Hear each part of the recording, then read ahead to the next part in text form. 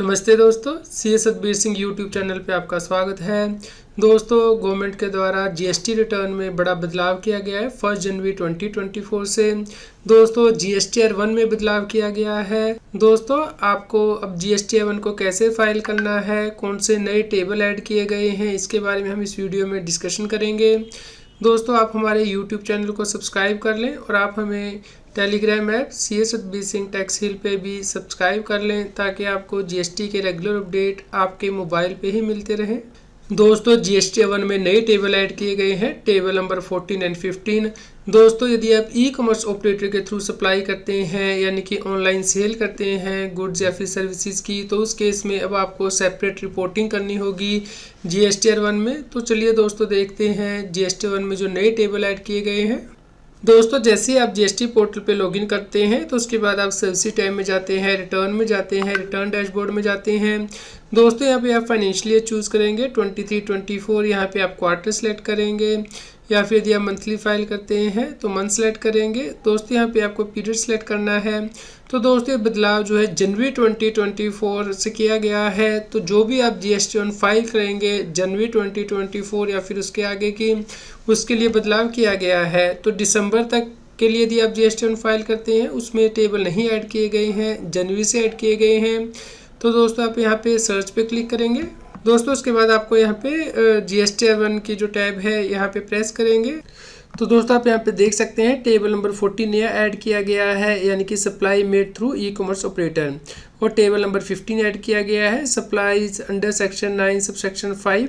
तो दोस्तों, सबसे पहले टेबल 14 को चेक कर लेते हैं। तो दोस्तों, यहाँ पे यदि ई कॉमर्स ऑपरेटर लायबल है टीसीएस कलेक्ट करने के लिए तो यहाँ पे आप उसकी इन्फॉर्मेशन देंगे। तो यहाँ पे आप ऐड रिकॉर्ड करेंगे। तो यहाँ पे आपको ई कॉमर्स ऑपरेटर का जीएसटी नंबर एंटर करना है और यहाँ पे नेट वैल्यू सप्लाई डिक्लेयर करनी है, जो उसके ऊपर जीएसटी है वो डिक्लेयर करना है।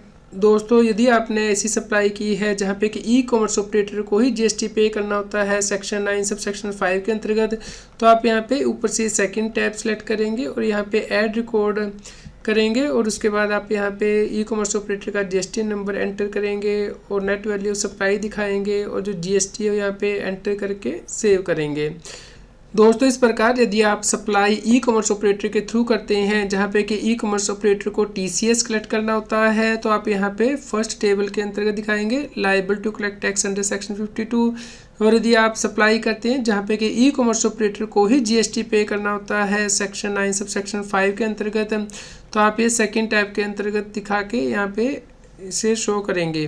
दोस्तों, यहाँ पे हेल्प भी दी गई है जहाँ पे कि बताया गया है कि आपको ये वैल्यूज़ कैसे एंटर करनी है। तो ये वैल्यूज़ जो है पॉजिटिव और नेगेटिव हो सकती हैं। दोस्तों, अब डिस्कस कर लेते हैं टेबल नंबर 15 के बारे में, यानी कि जो सप्लाई की जाती हैं थ्रू ई कॉमर्स ऑपरेटर, जहाँ पे कि ई कॉमर्स ऑपरेटर को ही जीएसटी पे करना होता है अंडर सेक्शन 9 सब सेक्शन 5। तो ई कॉमर्स ऑपरेटर को डिटेल रिपोर्ट करनी होती है। तो दोस्तों, अब ई कॉमर्स ऑपरेटर को बताना होगा कि उसने B2B यानी कि रजिस्टर्ड टू रजिस्टर्ड पर्सन कितनी सप्लाई की है, रजिस्टर्ड टू अनरजिस्टर्ड पर्सन कितनी की है, unregistered to registered and unregistered to unregistered. तो दोस्तों, ये 4 टैब यहाँ पे दी गई हैं। अकॉर्डिंगली आप यहाँ पे टैब को सिलेक्ट करेंगे और यहाँ पे ऐड रिकॉर्ड प्रेस करेंगे। दोस्तों, यहाँ पे हेल्प भी दी गई है, आप देख सकते हैं कि किस फील्ड के अंतर्गत आपको क्या एंटर करना है। तो दोस्तों, यदि आप ई कॉमर्स ऑपरेटर के थ्रू सप्लाई करते हैं तो आपको ये डेटा पहले ही प्रिपेयर कर लेना है, क्योंकि ई कॉमर्स ऑपरेटर के द्वारा टीसीएस काटा जाता है जिससे कि आप जीएसटी पोर्टल पे एक्सेप्ट करते हैं। तो अब ये मैचिंग की जाएगी जीएसटी पोर्टल के द्वारा कि कितनी वैल्यू पे आपका टीसीएस कटा है और कितनी सप्लाई अपने ई कॉमर्स ऑपरेटर के थ्रू की है। तो आप इसका रिकन्सिलेशन पहले ही तैयार रखें। उम्मीद करते हैं आपके लिए यह न्यूज़ यूज़फुल रही होगी। कृपया लाइक करें और शेयर करें ताकि सभी लोगों तक ये जानकारी पहुंच पाए और वो जीएसटी की कॉम्प्लायंस कर पाएँ। आपकी यदि कोई क्वेरी है तो आप हमें नीचे कमेंट करके ज़रूर बताएं। रेगुलर जीएसटी और टैक्स अपडेट के लिए इस चैनल को सब्सक्राइब करें। आप हमें Telegram app C S Satbir Singh tax hill पर ज्वाइन कर सकते हैं ताकि आप जीएसटी और इनकम टैक्स के रेगुलर अपडेट अपने मोबाइल पर ही प्राप्त कर सकें।